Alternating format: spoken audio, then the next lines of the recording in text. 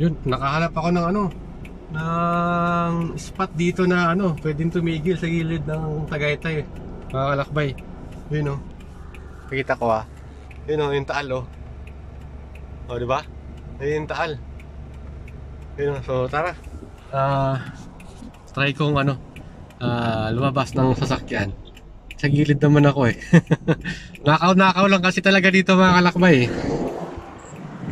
Yung pag picture mo kata, nakaw lang. Puntahan natin. Tingnan natin kung anong itsura dito.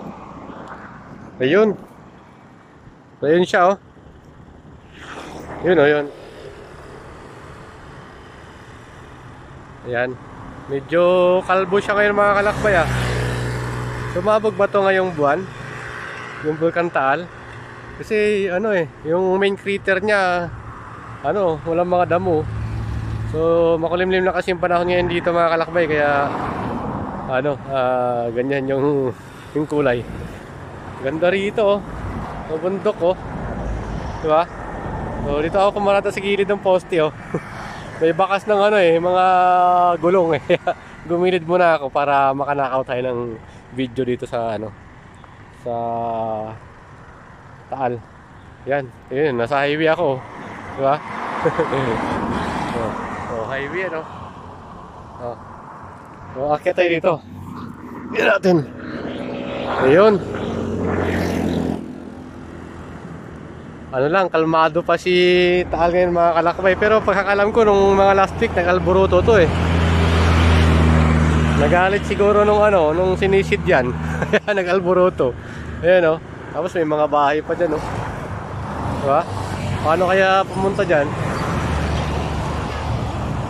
Doon may mga pa doon May malaking hotel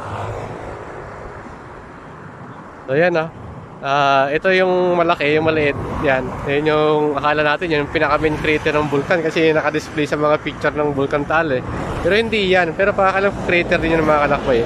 Ang main crater talaga yung malaki, yung malapad, yung kalbo na yun Yan. Pero ito, sumasabog din to.